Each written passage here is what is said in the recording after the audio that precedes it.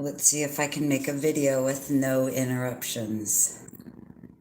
The last 48 hours of my life has been nothing but constant interruption. Let's start with that. So, my face looks really, really blurry. I'm not sure what's going on with that. Maybe I'm just blurry right now. That is really, really bizarre. Okay.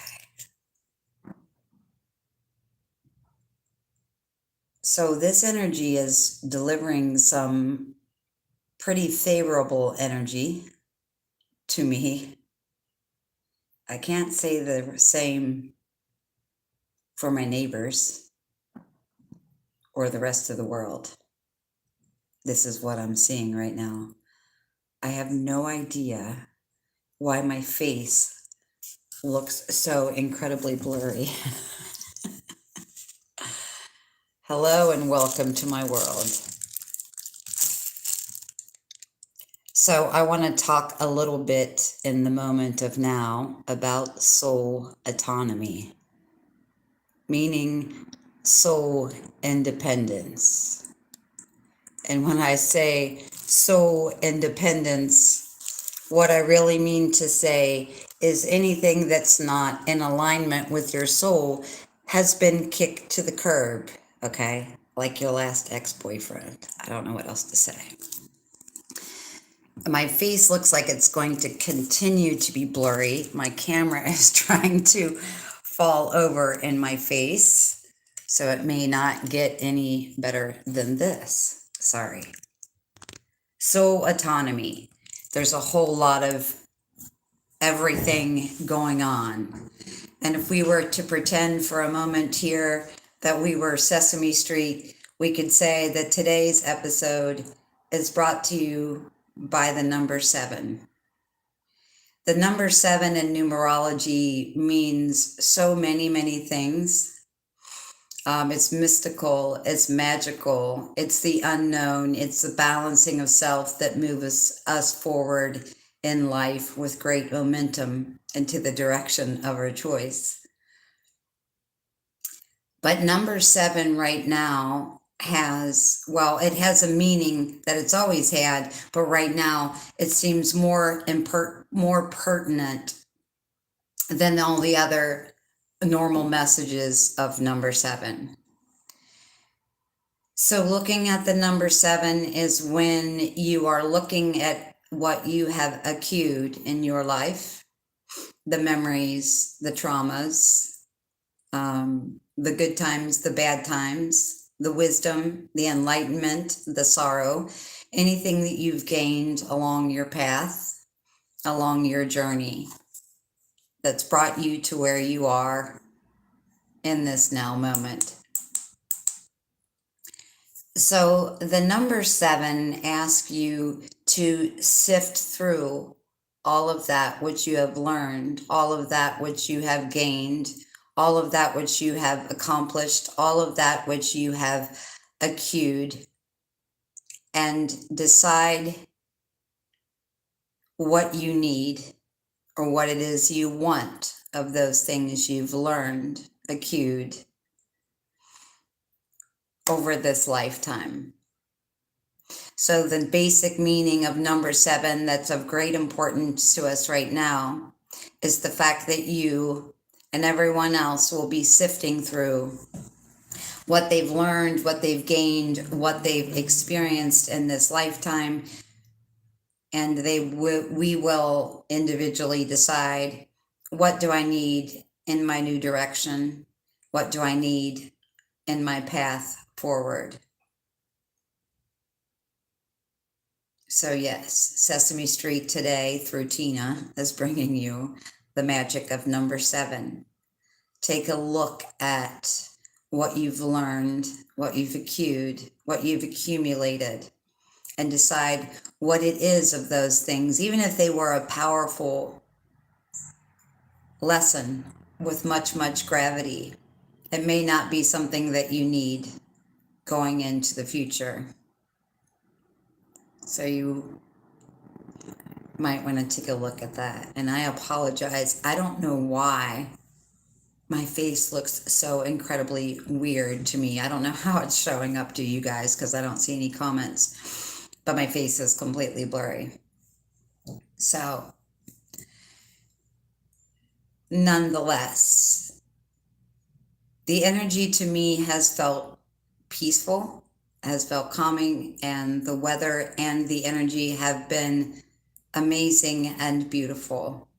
But like I said, not everybody is experiencing that the way I'm experiencing that right now. So first I will tell you that out walking 2 days ago, and you guys know I walk a lot. I don't ever have any issues with people, ever. I wear fluorescent headphones. People can see that I have headphones on. If anyone is taking a tone of harassment with me, I just walk by and, oh yeah, good point. Smudge on the lens. I have no clue. Thank you, James. But I was walking towards the gas station and someone was hollering at me, just hey, hey, hey, over and over and over again. And I ignored him because I don't respond to people yelling at me. I went into the gas station and came back, and the man was still yelling at me. I started to walk off the premises of the gas station, and the man was still yelling at me. And against my better judgment, I turned around and I took out my earpiece and I said, "What's up?" And he said something to me. I can't even remember what he said to me. And I thought it was lingo for, I was pretty sure I knew what it was lingo for, but I really wasn't in the mood. Like I said, he'd already been yelling at me, and I think that's kind of rude to yell at someone. So anyway, I take the headset out of my ear and I say, "What's up?" And he says something to me. And I said, "I'm sorry, I have no idea what you're trying to say." And he said, "I'm asking if you smoke pot." Now, you could be a person that smoked pot 24/7. This guy's energy was so creepy and so dark and so aggressive. The way he walked towards me was so aggressive. I knew I shouldn't have stopped talking to him, but I had a feeling that because I'd already been ignoring him for the last 5 minutes, that if I continued to ignore him, he was probably going to follow me in my car, and I was still quite a ways away from my apartment. So when I confronted him and said, "I don't know what you're saying to me," and he said, "Do you smoke pot?" And he was just, like I said, energy was bad. He was way too close and he was way too aggressive, especially for asking someone if they want to partake in smoking with you. And I said, "Sometimes, but I have to go to the hospital tomorrow, so no, I can't. I'm not right now." And his very aggressive, very demeaning, very crazy energy, when I said I have to go to the hospital tomorrow, his whole energy field just changed. He backed up and he's like, "Oh, I'm sorry." And then he walked back to his car. Thank God. I knew I should have never stopped to talk to him. But like I said, there is a certain group of people out there that if they feel like you are ignoring them for whatever reason and it really upsets them, they will follow you in their car. And it's happened to me before, not for quite a while, but anyway. So that was weirdness number one. And I can't believe I'm actually going to talk about this, but I just want to talk about the severity of the energy and how people are experiencing this in very, very different ways, because like I said, I'm walking around, I'm very peaceful. I come home and apparently there's something going on between apartment number 4 and apartment number 1. I don't have any idea what's going on. Apartment number 4 asked me for a ride somewhere, so I took her to the thrift store. I come back, we come into the hallway, and apartment number 1 is yelling. And I thought he was joking around. I've known this guy for 2 years. He's never yelled at me about anything, and he's looking right at me and he's yelling at me. but he wasn't yelling at me. He was yelling at a person that lived in apartment number 4 behind me. And they get in this huge argument, and she says she's going to get him kicked out of the building, and et cetera, et cetera, et cetera. So I go in my apartment, he goes in his apartment, she goes in her apartment. Because of whatever happened between the two of them, and I know nothing. I had just spent 2 hours with her at the thrift store, and she said nothing to me about having any kind of interaction that was concerning with the other neighbor. Everybody goes in their apartment. A few minutes later, I hear apartment number 1 yelling at his dog.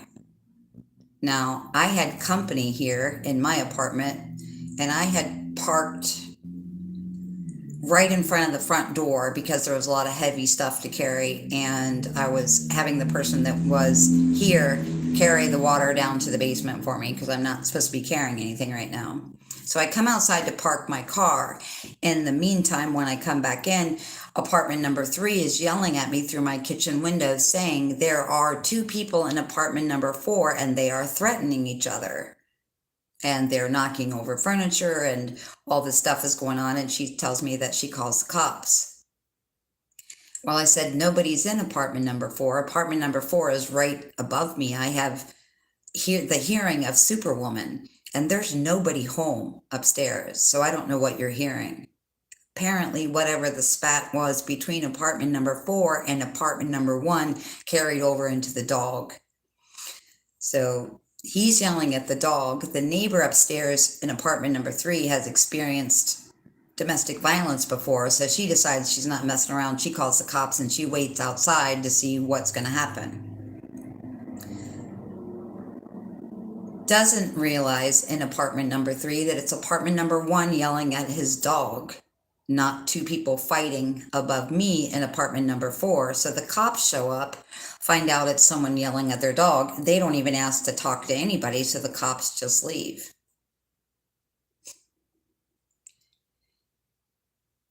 I'm leaving out lots of details, but this is about as nuts as it gets. I've been in this apartment building for 2 years, and it's always been really, really quiet.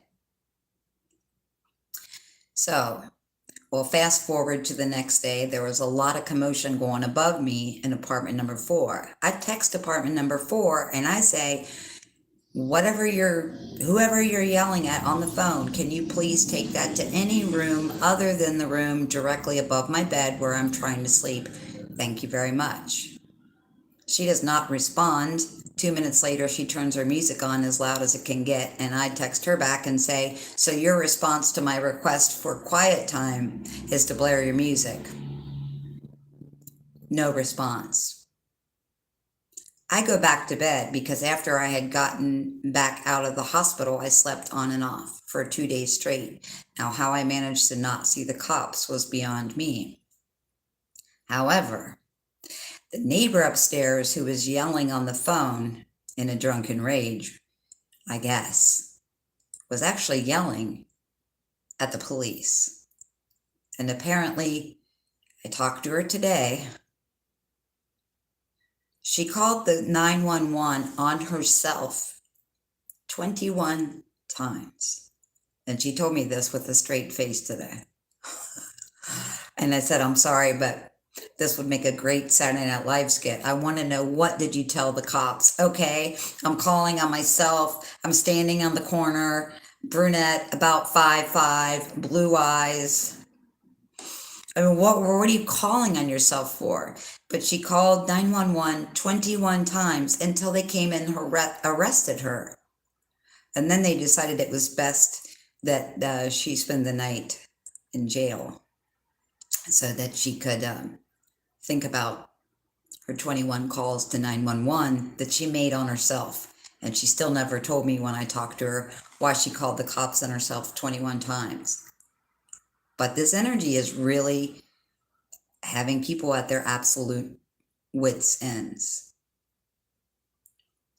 So she's decided to not drink anymore, which she had decided previously. I guess she took a short hiatus or took a little break and decided to have fun. I don't know what happened.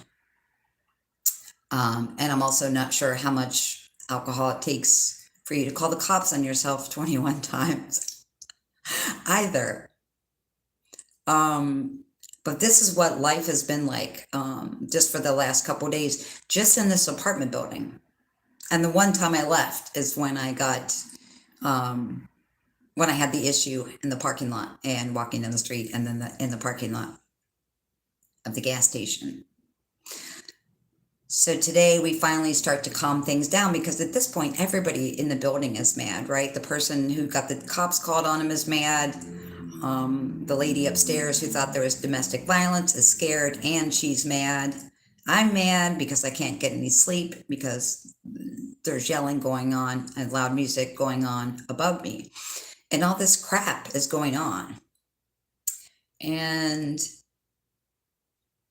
everybody's going through an incredible lot. So I never hold grudges against people. If you have the same scary negative behavior you had yesterday, I'm probably going to avoid you. But this person honestly wanted to talk about what happened and whatever she was going through. And she wanted to talk to me, and she said she felt better just sitting in my energy field. So I sat out there and talked to her. While I was sitting out there talking to her, the boyfriend of apartment number 3 is loading up his car. And she says, apartment number 4 says to apartment number 3, "What are you doing?" And he said, "Oh, I'm just reloading my car. We had gone to Michigan and we emptied it out because we had taken a family trip and we needed all the space. We put everything in the basement." Then apartment number 4 calls me upstairs right before I'm getting ready to make a video. And I'm like, I can't make a video with this going on. I don't know who's going to knock at my door, who's going to call the cops on who. It's just been crazy. And the last couple of days have been so crazy that the last time I made a video, I put notes on my front and back door that said filming in progress 8 to 9-ish. Do not disturb.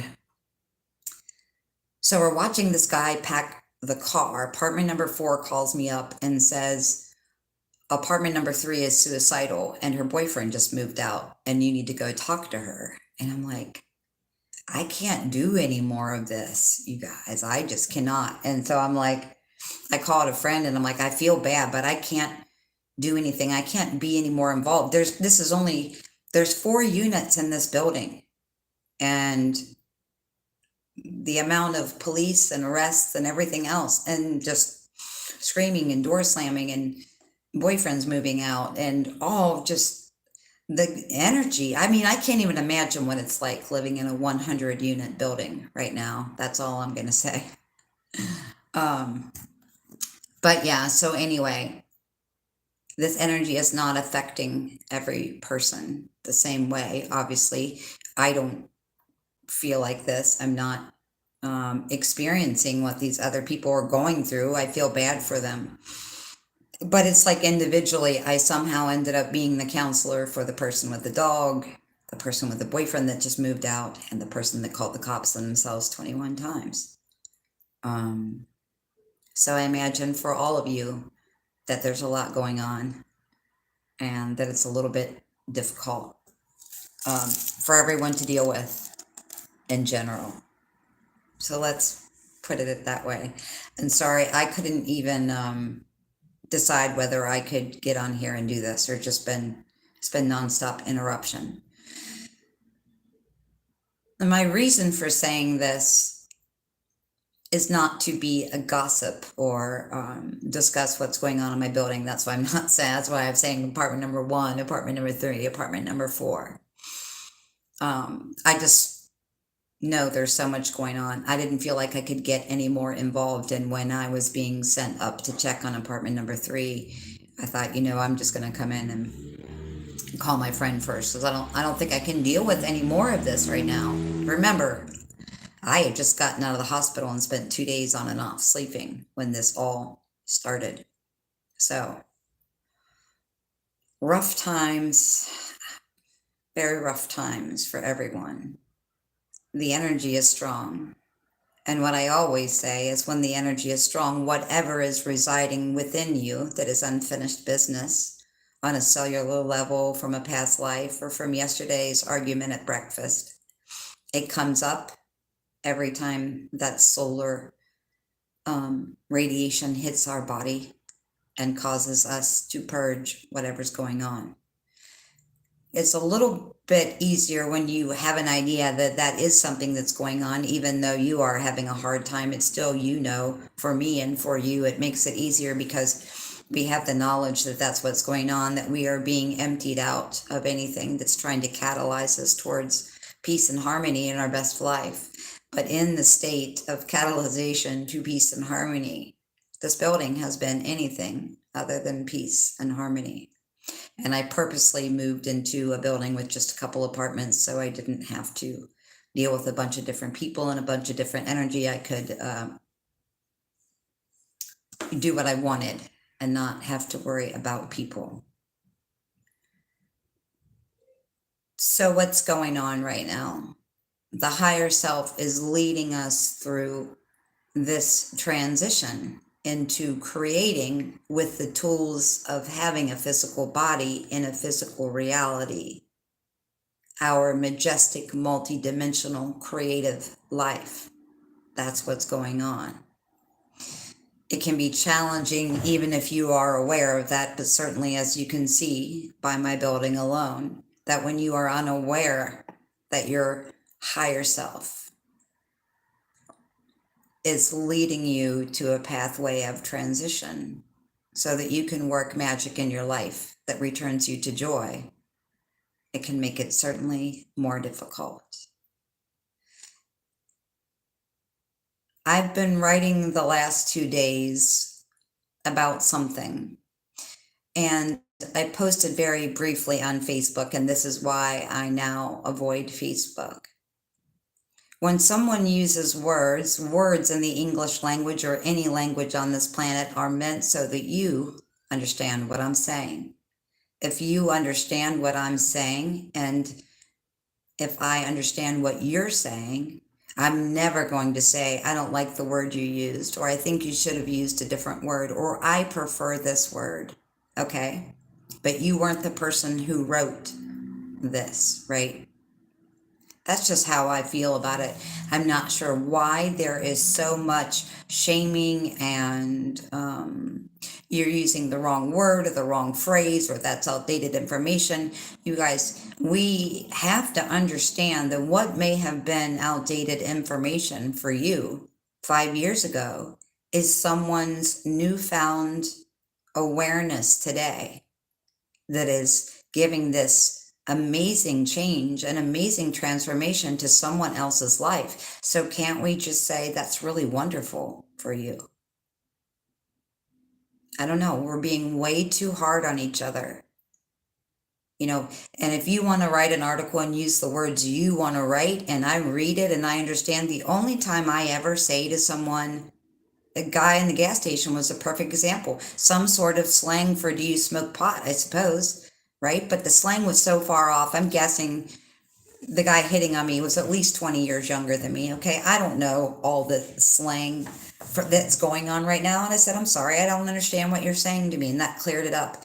But if I understand you, I'm never going to correct your words. There's no point.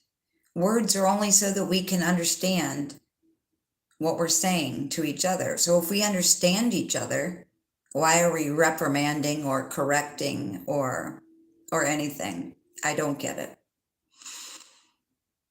But all of this is going on for a very important reason.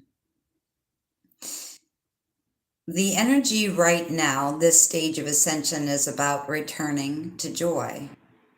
The joy that we knew as children before we received any parenting, any indoctrination, or any education or higher learning that gave us a different slant or a different view or a different angle on what we knew within us to be true. But this stage of ascension is about returning to peace and returning to joy, and there's a whole separate video on that. But inside of that, at this moment, what pertains to that is soul autonomy and soul independence. And those are the words that I mean to use. If you want to use other words, you can use other words. Feel free to do so. This is something that I think is hugely important. I've been writing about this now, soul autonomy, our independence, for the last 2 days. And I wasn't sure that I wanted to get on here, and I really didn't want to get on here and just read it to you. I didn't really like that idea, but it was way too long for me to memorize, even though I get the gist of it. And I am going to read it to you because this is so incredibly important for us to understand right now. We don't all go through the same thing at the same time. We do all go through the same thing. The Path to Ascension is a book with a multitude of pages, one in which we do not have in front of us to read, decipher, or know the script.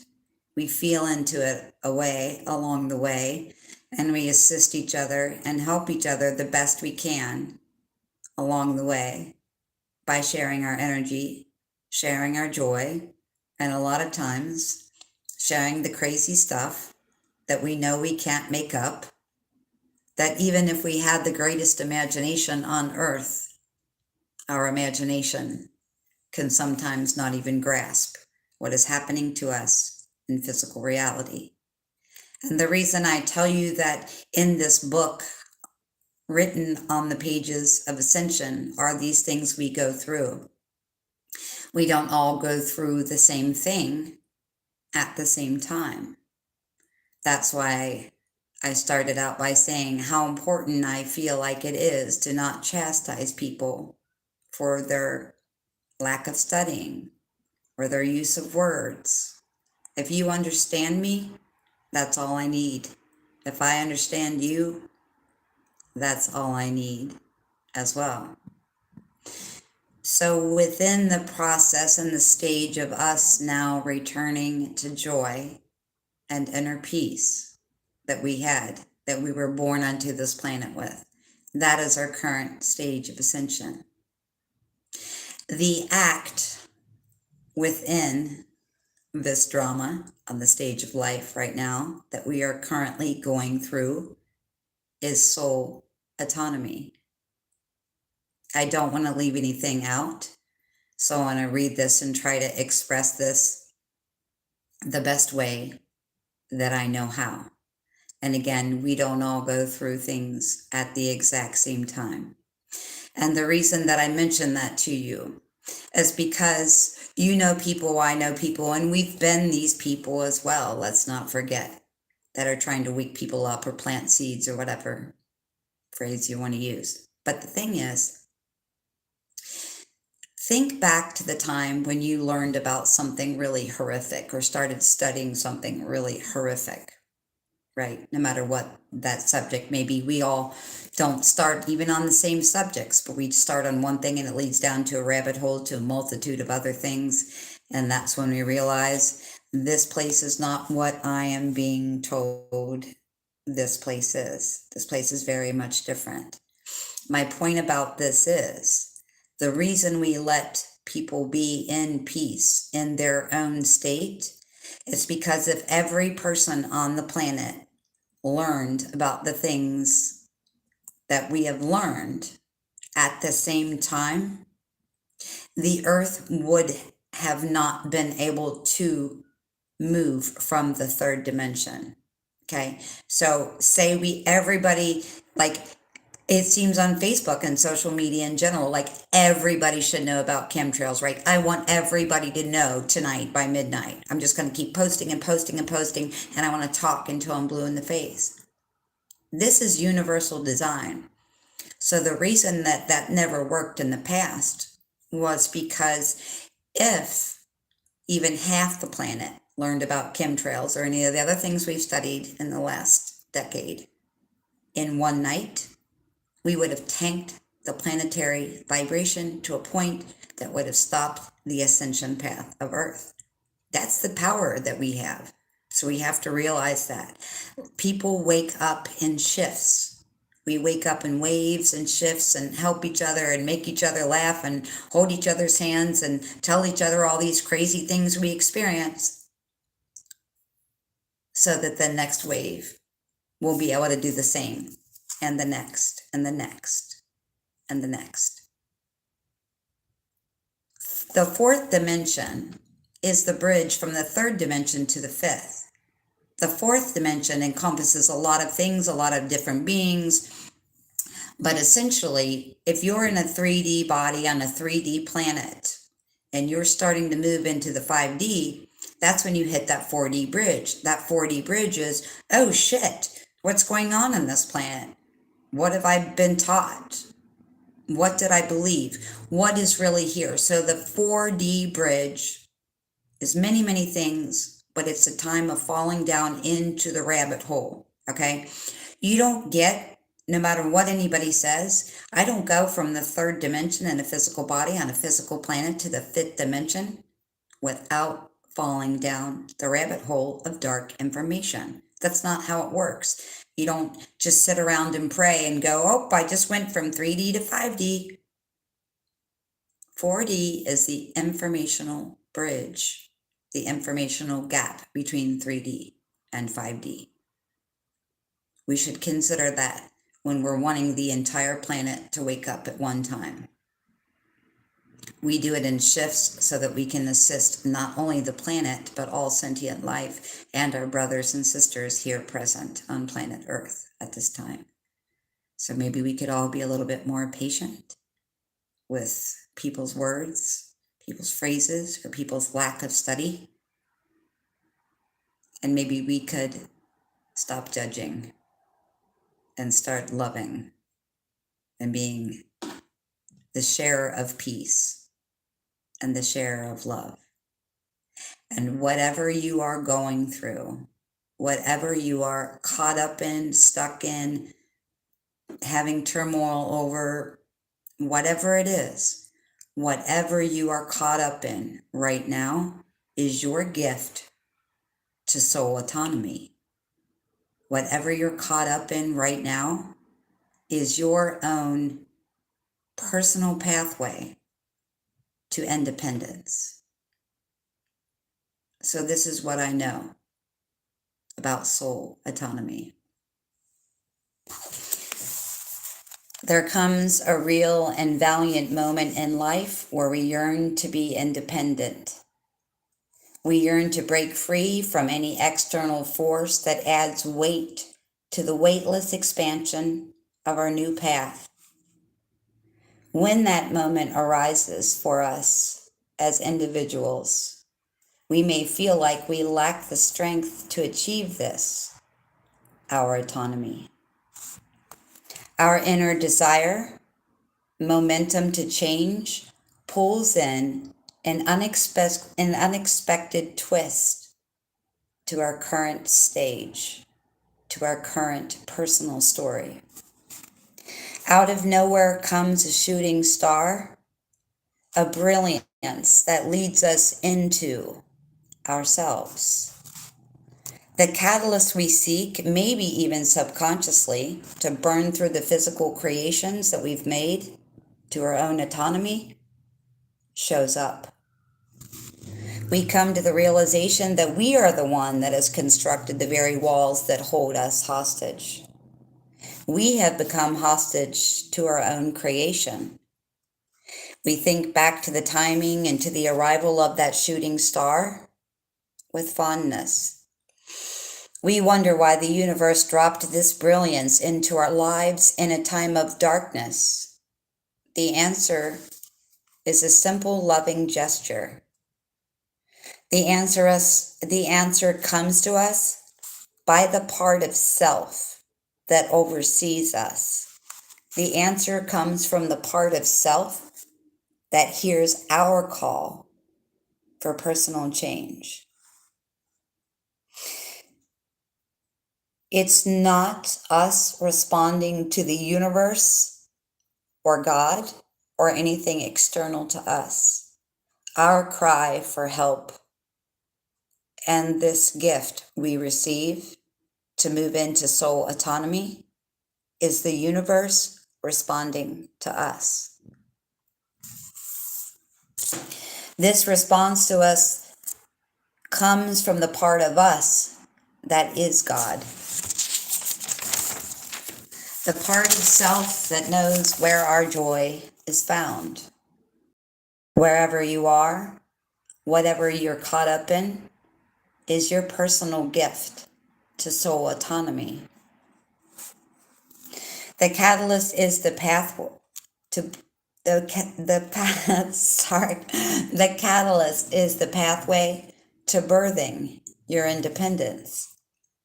For each of us, the catalyst will differ, but the commonality for all of us is that the arrival is a gift to clearing and resetting our personal timeline. That's so important. For every single one of us, the catalyst will be different. The commonality for all of us is the arrival of this gift is for clearing and resetting our personal timeline. And we're going through this right now because between 11:11 and 12:21, there's going to be a gigantic timeline jump. And those on the first wave that are aware that there is a gift showing up for your independence, for your soul autonomy, can use this time before that jump to make sure that you know exactly where it is that you're going.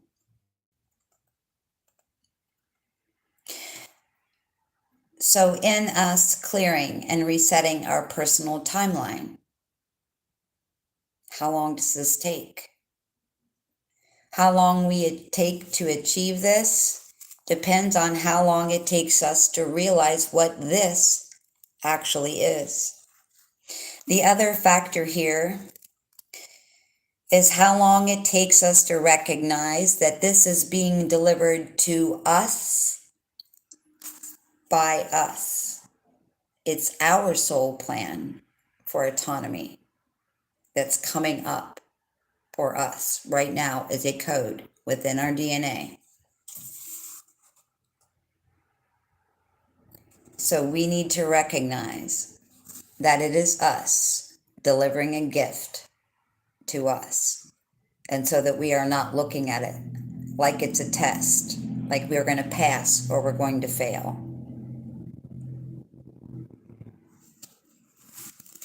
We may sit in indecision. We may even sit in victim mode for some time. We will sit with this until we recognize that this has nothing to do with any outside force and that this was not done to us or delivered to us or even gifted to us by any outside force. We are coming to the realization that this was our plan. When that happens, we spring into action. When that happens, we realize this is our soul leading us back to love and joy. We clear and reset our timeline in accordance with self. So I'm not saying to you, you are going to become independent from your parents. You are going to become independent from God. You are independent from anything outside of you, the educational system or anything. What this is about is becoming independent from your own creations that are not the future plan or the future path by soul for you. Okay? Whatever that is for you. So say I went to school for 8 years and I became a doctor, a lawyer, whatever, and that doesn't serve me anymore. So soul autonomy would say, doesn't matter if I spent 8 years in school, doesn't matter if I spent $300,000 on intuition, doesn't matter if I did X, Y, Z. If that's not who I am and in alignment with my soul, what feels in my soul like the right path, the right person, the right place, the right thing. The amount of time, the amount of money, the amount of whatever, attention, energy I gave that thing doesn't matter. Let it go. So again, it's not us becoming independent from God or independent from anything outside of us. It's learning to be so autonomous, meaning that whatever I have personally created in my life that I don't want anymore, I let it go. I let that creation go. We make things incredibly difficult. You can think of it like this. Like when it's Thanksgiving, maybe you put on a tablecloth and you don't normally use a tablecloth, or maybe you change the tablecloth, the one with turkeys on it or something. I don't know what your personal taste is. But after Thanksgiving, we wipe off the tablecloth or we wash the tablecloth and we fold it and we put it back because we know we're done with it. It's so freaking easy to do. Think about it that way. When you think about it like in decorating or maybe changing out your clothes or something, it becomes incredibly easy to think about it that way. But when we think about, what have I gotten into? What kind of relationships or what kind of education or what kind of job or what kind of whatever it is, 3D situations, you becoming so autonomous means anything that you have created in your life that you no longer like. This is so simple, you guys. Just pretend you're 5 years old again, okay? You knew what you liked to eat at 5 years old. If anything was on your plate at 5 years old that you didn't like to eat, you didn't want to eat it, or you didn't eat it, or you threw a fit about eating it. So stop feeding yourself anything that you've built in your life. So what? You have an education. If being a lawyer is not bringing you joy, there's no point in doing it. There is a point because money equals paycheck, but living by your soul's dream equals abundance. So that means that takes care of all your other things. So autonomy means I've built this in my body. I've built this in my thoughts. I've put these things into my memory. I've put these things into my hope chest, whatever it is. I've gathered all these things, all these memories, all these traumas, all these beautiful things, good, bad, ugly, and in between. I've collected things. I've built things. I have my own self built a reality for myself. I've chosen friends and I've chosen family and I've chosen loved ones, and we choose our partner and we choose our job. So autonomy means,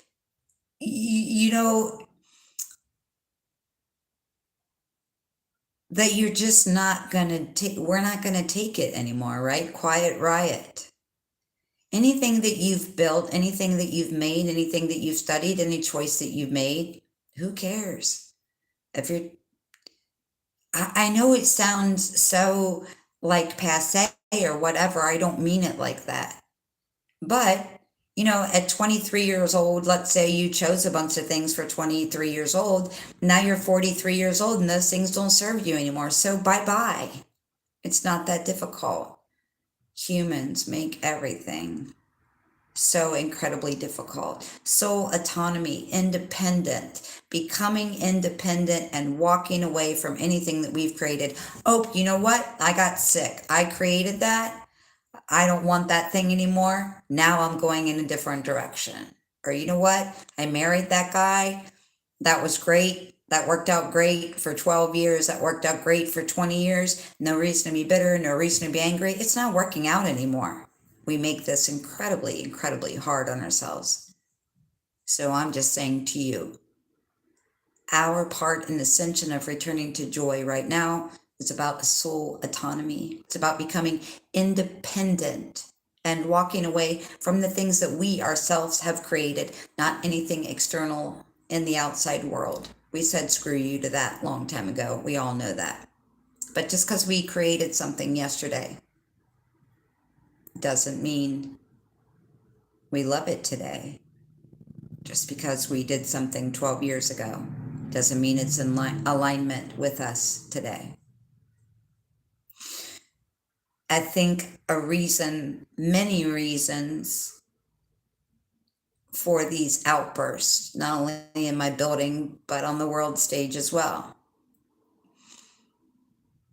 And I wish people understood this. I feel like sometimes when people can, I mean, I did actually have a conversation with one of the neighbors. It's like, what are you doing? Are you doing things that give you joy?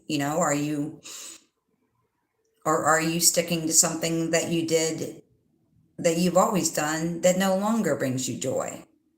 Because I think when we are reacting to this energy in a violent or aggressive way, like the person at the gas station or the people in my building, that's because we've created things. We don't like those things or they don't work for us anymore, but we're still in those things. And we will not gracefully come upon peace or self-love or self-worthiness if we've built ourselves a popsicle hut at 5 years old and tell ourselves at 43, hey, you built that little popsicle house. Now get in there and enjoy it if you don't enjoy it anymore. If you don't enjoy it anymore, you can't be in joy if you're not enjoying it. That's our gift in this time to return to inner peace, to inner joy, and to use the wisdom we have amassed by taking that fourth dimensional bridge from 3D to 5D. We're not studying because there's a pop quiz at the end of the ascension, right? Or somewhere in the middle, maybe. Although some people have been acting like it's a pop quiz lately, I gotta say. There is no pop quiz. That bridge, you spent all that time on that fourth dimensional bridge studying, following down that rabbit hole, readjusting to a world that is nothing that you thought it was, nothing that your education taught you that it was. Nothing seemed real on that fourth dimensional bridge. But it's what got you here to 5D. And as much as you love someone, and as much as you want to hold people's hands and drop seeds or even hit them over the head, you cannot cross the fourth dimensional bridge for someone else. That is their responsibility.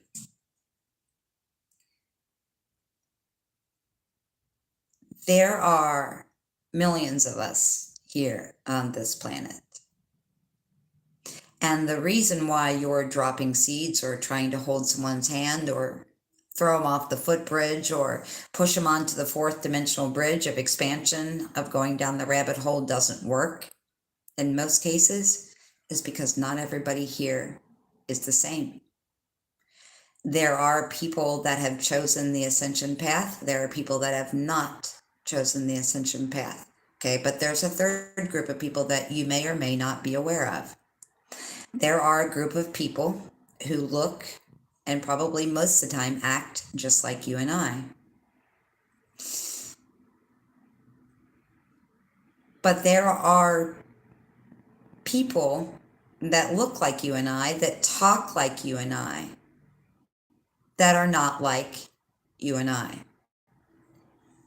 So with this person, initially, you wouldn't even realize that this person was any different than you, right? Maybe it's your neighbor, maybe it's your coworker, okay?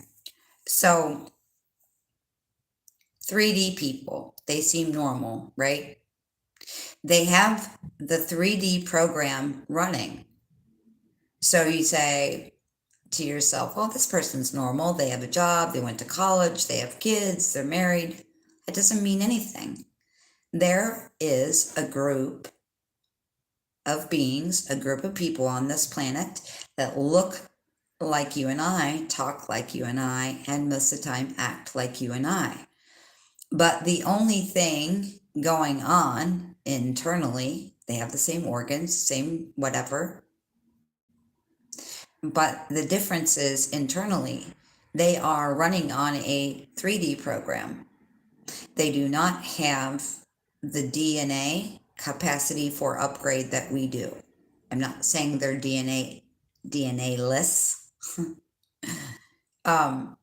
What I'm saying to you is that these 3D people seem normal. Okay, they're running a 3D program, the same as the rest of us. That those higher DNA trip switches come on, things get activated. For a certain amount of people, that's not going to happen. It's never going to happen. They are running a 3D program. That 3D program is go to school, right? Graduate high school, go to college, get married, have babies. It's all the same things that everybody does. But the thing is, there's nothing outside of that. And you'll know these people initially before you start to wake up, before your DNA starts to wake up. You won't notice the difference in these people. Once you hit multidimensionality, once multidimensionality begins for you, that's when we see the difference. And these are the people that so many other people are trying to wake from their slumber. And I want you to know that that's like taking a CD and trying to make a CD compatible with the tape player. Okay, it doesn't work. They're not mechanically or engineeringly, or I should say, biologically, they're not the same. So while everything else in 3D, while you are experiencing 3D before you hit multidimensionality, that person seems just like you. You will realize once you start into multidimensionality. So I know you guys have been seeing this for years already, that these people, you can talk to them about, college and frat parties and babies and holidays and all of that. And running a total 3D template is totally fine. And I'm not telling you to disengage. What I'm saying to you is we have a large group of people trying to wake up a large group of people that doesn't have the capacity, the inner mechanics, or the biology to ever understand you. And they never will, because they're part of a different race. I hope you guys are having a more peaceful, quiet existence in your area than I've had in my apartment building for the last couple days. All right, guys, take care. Maybe next time I won't have blurry face. My name is Blurry Face, and I care what you think. If anyone knows 21 Pilots, I'm like 21 Pilots because I really did have a blurry face. Stay grounded. And how does that song go? No one to hold 'em, no one to fold 'em, no one to walk away, and no one to run. Yes.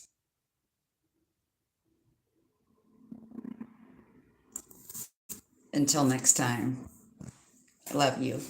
Bye.